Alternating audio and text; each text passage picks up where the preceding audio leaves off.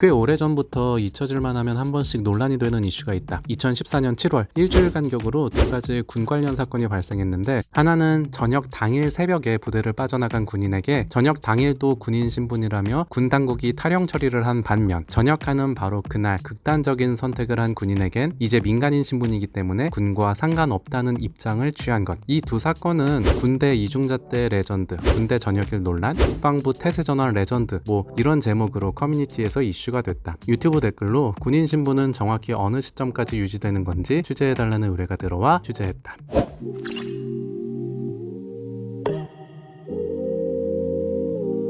일단 이 사건을 조금 더 자세히 들여다보자. 2014년 7월 19일 토요일 0시 해군 1함대 사령부 말년 병장들이 부대 밖으로 빠져나왔다. 이들은 저녁일보다 하루 앞선 18일 금요일에 이미 저녁 신고를 마친 상태였다. 저녁일인 토요일은 휴무이기 때문에 하루 전날 미리 저녁식을 진행했고, 부대 밖으로 나가는 예정 시간은 저녁 당일 오전 8시였지만 이들은 당일이 되자마자 0시에 부대 밖으로 빠져나갔다. 저녁 신고까지 마친 상태라 문제가 될 거라고 생각하지 못했던 것 같은데, 결국 이들은 군무 이탈로 벌금형 또는 기소유예 판정을 받았다. 그런데 이 사건이 벌어지기 약 일주일 전인 2014년 7월 10일 경북 5부대의 이모 상병은 저녁 당일 신고를 마치고 부대를 빠져나와 밤 10시 50분쯤 집에서 목숨을 끊었다. 그런데 군 당국은 저녁 당일 밤에 자살한 군인에게 더 이상 군인 신분이 아니라 민간인이기 때문에 군과 상관없다며 선을 그어버린 것. 병원에서 사망 판정을 받은 시각이 다음날 0시 4분이었기 때문에 군은 사망 시점을 기준으로 해야 한다는 입장이었지만 군의 이중성을 비판하는 여론이 많았다. 그리고 이건 많이 알려지지 않은 사실인데, 이 상병이 자살을 시도한 시점에서 군인 신분이었기 때문에 사건 발생 1년 9개월 뒤 군은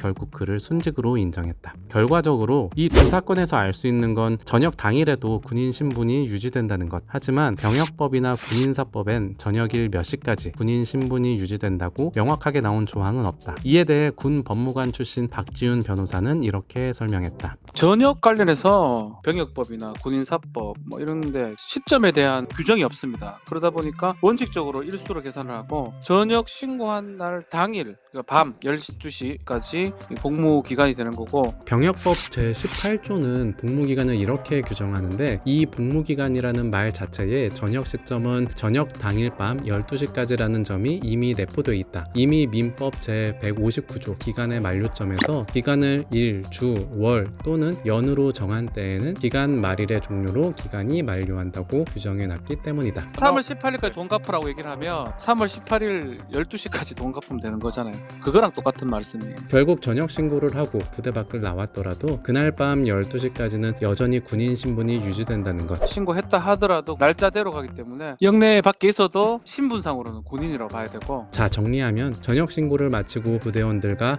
보고 싶을 거야, 너무 아쉽다 이러면서 눈물의 마지막 인사를 나눠도 그게 슬픔보단 환희의 눈물이란 건 너도 알고 나도 알지만, 그래도 그렇게 눈물을 흘리고 부대 밖을 나서서 집에 와도 저녁 당일 밤 12시까지는 군인 신분이다.